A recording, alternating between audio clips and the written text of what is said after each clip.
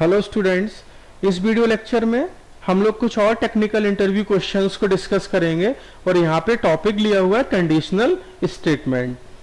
तो first question है, यहाँ पर टू वेरिएबल्स डिक्लेयर किए हुए हैं, फिर एक इफ स्टेटमेंट है, आउटर इफ है, इसको हम आउटर इफ बोल सकते हैं।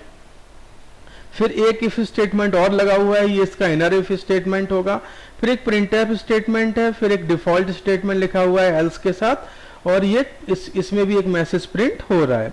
तो देखिए ये जो प्रॉब्लम है हमारी वो नेस्टेड इफ एल्स की है, और ये जो आप देख रहे हैं ये जो एल्स स्टेटमेंट है ये किसके साथ एसोसिएट होगा, ये एसोसिएट होगा इनर इफ के साथ। और आउटर इफ का कोई भी जो आउटर इफ है उसका कोई भी डिफॉल्ट स्टेटमेंट यहां पर नहीं लिखा हुआ है।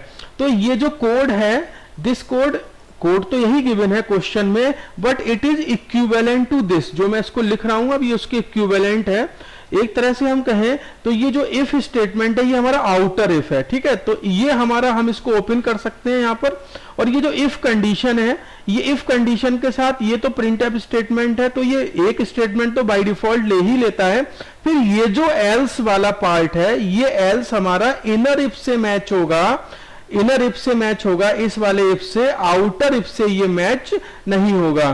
तो इसको मैं कहां पे क्लोज करूंगा, आउटर इफ को वो मैं यहां पर इस तरह से क्लोज करूंगा। तो ये कोड इसके इक्विवेलेंट हो गया जो मैंने अभी आपको बताया हुआ था। देखिए रूल क्या कहता है, जो भी एल्स स्टेटमेंट होता है, अगर हम बॉटम से अप की तरफ जा रहे हैं तो जो भी हमें एल्स स्टेटमेंट अगर मिल रहा है नेस्टेड इफ एल्स में, तो वो उसके नियर बाई, जो भी उसका, जब हम बॉटम से अप जाएंगे तो जो भी नियर बाई इफ होगा वो उसके साथ एसोसिएट होता है, ठीक है। तो ये जो एल्स है ये किससे एसोसिएट होगा, इनर इफ से। इसका आउटर इफ से एसोसिएशन नहीं होगा।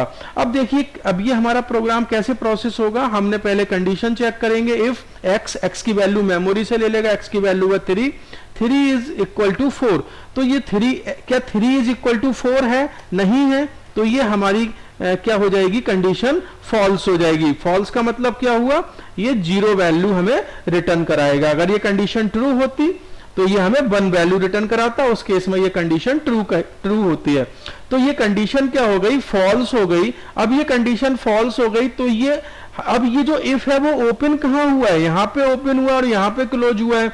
तो इसमें से कोई भी आउटपुट इस प्रोग्राम के केस में प्रिंट नहीं होने वाला है। यानी कि ये प्रोग्राम हमें कोई भी आउटपुट देगा, कोई भी आउटपुट नहीं देगा इस क्वेश्चन में, ठीक है। तो नो आउटपुट, यानी कि स्क्रीन तो आएगी, आउटपुट स्क्रीन तो आएगी, इसमें कोई भी एरर नहीं है। कंपाइलर इसको बिल्कुल कंपाइल करेगा, कोई भी एरर नहीं है इस प्रोग्राम में, but there is no output. Output क्यों नहीं आ रहा है, बिकॉज जो हमारा आउटर इफ है इसकी कंडीशन क्या हो गई है, फॉल्स हो गई है। और ये जो एल्स है ये हमारा आउटर के साथ एसोसिएटेड नहीं है, ये किसके साथ एसोसिएटेड है, इनर इफ के साथ एसोसिएटेड है, ठीक है।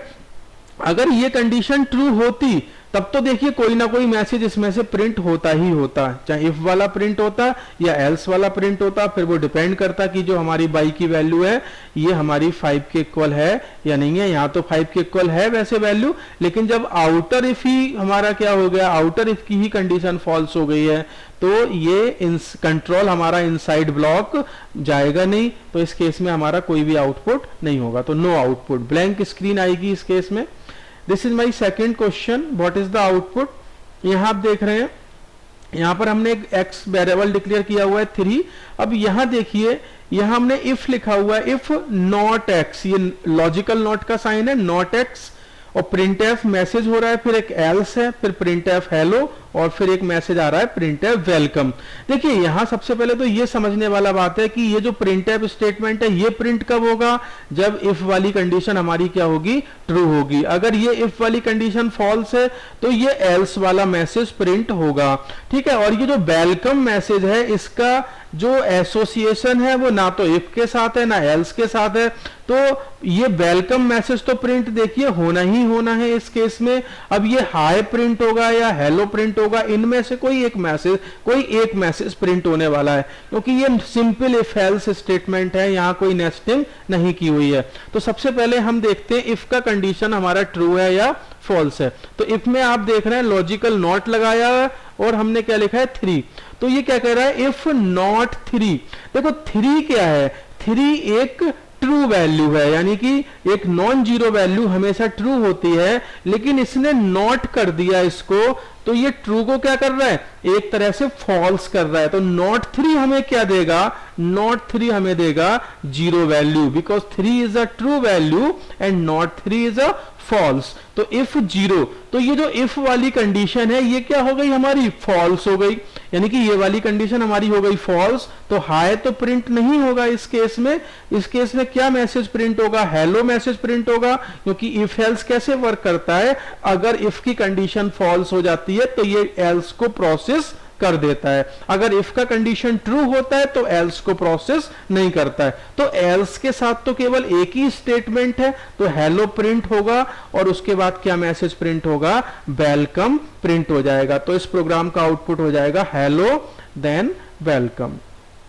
This is my third programme.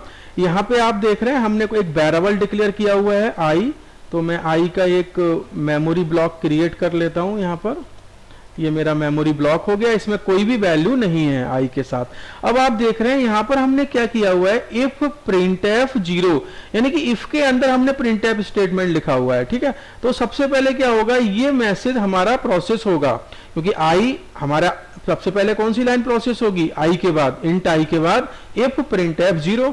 तो ये printf का काम क्या होता है, printf का काम होता है जो भी इसके अंदर हम लिखते हैं वो प्रिंट करा देना। तो 0 तो प्रिंट हो ही जाएगा आउटपुट स्क्रीन पे। अब ये जो printf स्टेटमेंट है ये हमें रिटर्न क्या करता है, ये हमें रिटर्न करता है कि इसने कितनी वैल्यूज को, या हम कहें कितने करेक्टर्स को इसने आउटपुट स्क्रीन पे प्रिंट किया। तो printf 0 में कितने वैल्यूज प्रिंट हो रहे हैं, हमारी एक सिंगल वैल्यू प्रिंट हो रही है, एक वैल्यू। तो ये हमें रिटर्न क्या कराएगा, ये हमें रिटर्न कराएगा 1। तो ये स्टेटमेंट कैसे हो गया, if 1 after printing 0 it will return, कितना रिटर्न करेगा printf स्टेटमेंट, 1। इंटीजर टाइप का इसका रिटर्न टाइप होता है, इंटीजर वैल्यू होती है इसका रिटर्न टाइप। तो ये इंटीजर वैल्यू इसने रिटर्न कर दी, तो ये हो गया इफ 1। और 1 क्या है, एक ट्रू कंडीशन है, यानी कि इफ वाली कंडीशन क्या हो गई है, ट्रू हो गई है। तो जब इफ वाली कंडीशन ट्रू है तो इसके साथ एक स्टेटमेंट है आई, और आई को हम क्या वैल्यू असाइन कर रहे हैं, 8। तो आई को कितनी वैल्यू असाइन हो जाएगी इस केस में, 8 इसमें असाइन हो जाएगा। अब ये इसका डिफॉल्ट है, ये वाला इसका कोड डिफॉल्ट है, तो डिफॉल्ट कोड तो इसमें प्रोसेस नहीं होगा क्योंकि हमारा इफ वाला कंडीशन क्या हो गया, ट्रू हो गया। अब यहाँ क्या हो रहा है, प्रिंट करा रहे हैं हम आई की वैल्यू, तो ये क्या करेगा, आई की वैल्यू को यहाँ पे प्रिंट भी कर देगा। तो आउटपुट इसका क्या हो जाएगा, यहाँ से इसको 0 प्रिंट होगा और यहाँ से इसको आई की वैल्यू 8 प्रिंट हो जाएगी। तो इसका आउटपुट हो जाएगा 0 और 8। स्पेस कुछ भी नहीं होगा ना, न्यू लाइन होगी क्योंकि हमने इसमें न्यू लाइन कैरेक्टर यूज नहीं किया हुआ है, ठीक है। तो 0 8 इसका आउटपुट हो जाएगा। This is my fourth question. अब देखिए ये फोर्थ क्वेश्चन मैं आप लोगों के लिए दे रहा हूं एज आप इसको असाइनमेंट समझ लें। तो आप इसका जो आउटपुट है उसको मुझे कमेंट बॉक्स में मुझे भेजें। आप इसके प्रोग्राम को चेक करें कि इसका क्या आउटपुट आने वाला है, ठीक है। कोई ना कोई मैसेज प्रिंट होगा इसमें, और क्या प्रिंट होनी है इसमें वैल्यू, वो भी आप मुझे कमेंट बॉक्स में जरूर बताएं, ठीक है। Thank you for watching this video.